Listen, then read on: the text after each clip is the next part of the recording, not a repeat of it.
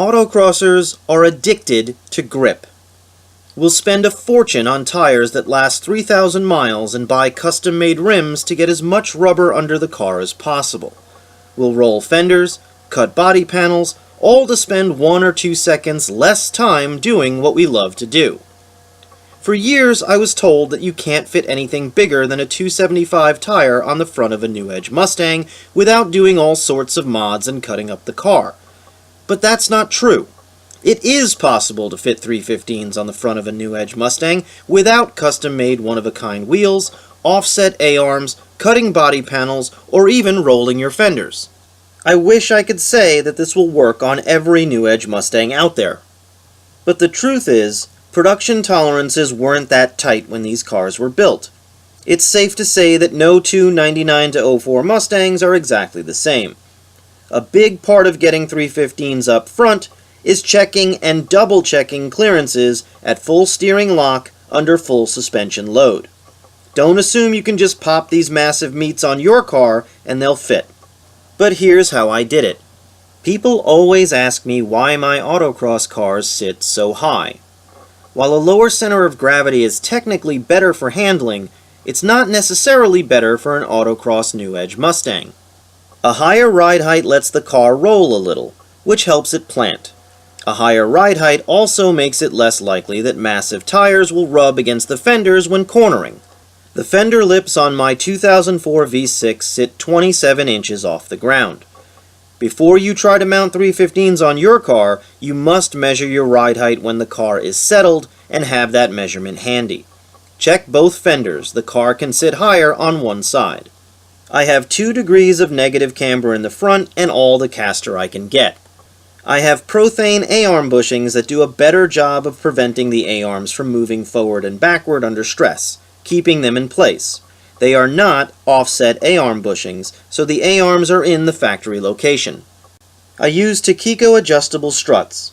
Normally I race with them set at 2, but I set them at 1, the softest setting, when I was road testing the 315s.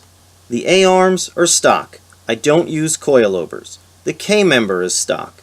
There's no bump steer kit on this car. I use an Eibach 35mm sway bar and Steeda Sport springs which reduce body roll. It's a modified stock style suspension, and every mod matters when fitting 315s. Wheels also matter. Late Model Restoration sells these SVE S350 wheels. They're flow formed so they're light and strong, and they look really good. These are their 18x10 rear fitment rims. The plus 20mm offset and 6.3-inch backspacing are what makes them work for the 315 experiment. At $200 each, they are way cheaper than custom-made wheels. I'm using BF Goodrich 315/30/18 Rival S tires. In my opinion, the Rival S is the best autocross tire for Mustangs. The level of grip is amazing. They love heat and they provide consistent feedback. The 315/30/18 Rival S is meant for rims that are 10.5 to 11.5 inches wide. You are pinching the tire a bit by putting it on a 10-inch rim. You'll lose about 0.4 inches of section width per tire, and you will have to adjust your air pressure to avoid wearing out the center of the tread. But you will still get 1.5 inches more tread than you would with a 275 on a 9.5-inch rim. That means 3 inches more per axle. That is a game-changing amount of grip. It's a good idea to test the rim before you mount the tire. That way, you can return the rim if it doesn't fit on the front of your car. I did all my tests with 1 rim and 1 tire just in case the experiment failed. The car will not be at its true ride height when it's up on jackstands, even if you raise the A-arm with a jack. Passing this initial test doesn't mean the tires will fit, it just means you should move on to the next step. If the rim hits the sway bar and K-member at full steering lock, you can use steering rack limiters to get it to clear. If the rim hits the strut, you'll have to use a wheel spacer. But keep in mind the tire is going to stick out about 3/4 of an inch past the edge of the rim, and the sidewall will be about 3.72 inches. Trim some foam to replicate the width and height of the tire, adding a 1/4 inch to give yourself room for error, and check the clearance between the foam and the rocker panel end cap and the splash shield. You must check for clearance on both sides of the car. One side will almost always have less clearance than the other. My passenger side has less clearance between the rim and the rocker panel end cap and the splash shield. You can see the foam just barely touches the inside edge of the plastic rocker end cap. But I have enough clearance everywhere else to move on to step 2. With the tire mounted and balanced, you should run through all the clearance checks again. Just like in step 1, you won't have the suspension fully settled, so this won't prove 100% the 315's fit. It will only allow you to go on to the next step. You will most likely need steering rack limiters to keep the 315 tire from hitting the sway bar and K-member. Check the strut clearance and the rocker end cap and splash shield clearance too. I have a ton of clearance between the tire and the bumper. The reason for testing it off the ground is pretty simple. Once you drive on the tire, you own it. I had clearance everywhere. I paid special attention to the passenger side rocker panel end cap and splash shield because that's my tight side. I'm not out of the woods yet, but I can move on to step 3.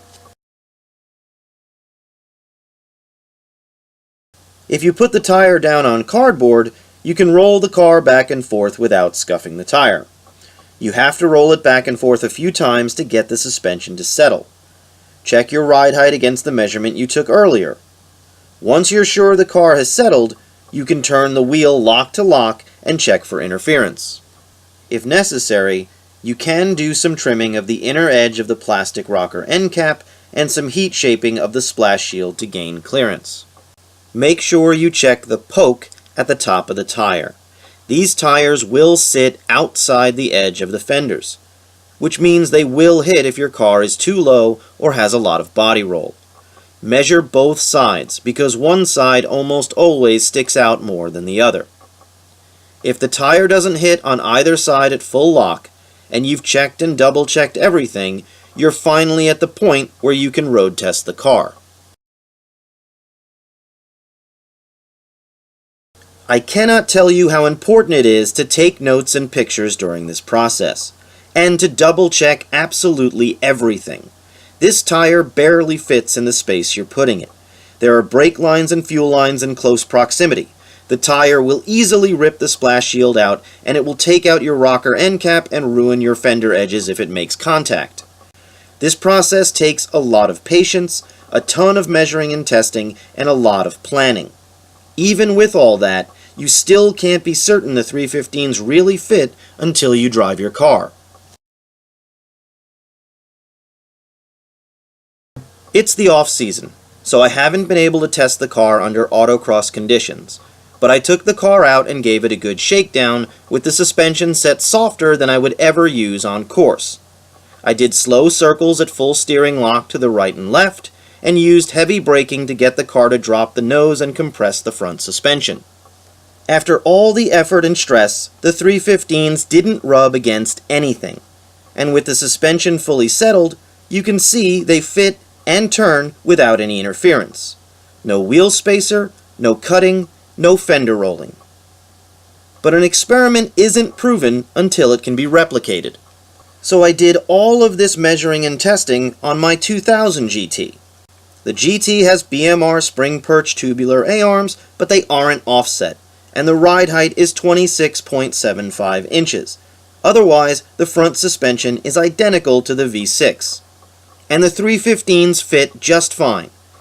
So don't let anyone tell you that 315s won't fit on the front of a New Edge Mustang. If you want to see how this setup performs, please subscribe to my channel. I'll post videos after the 2019 Autocross season starts.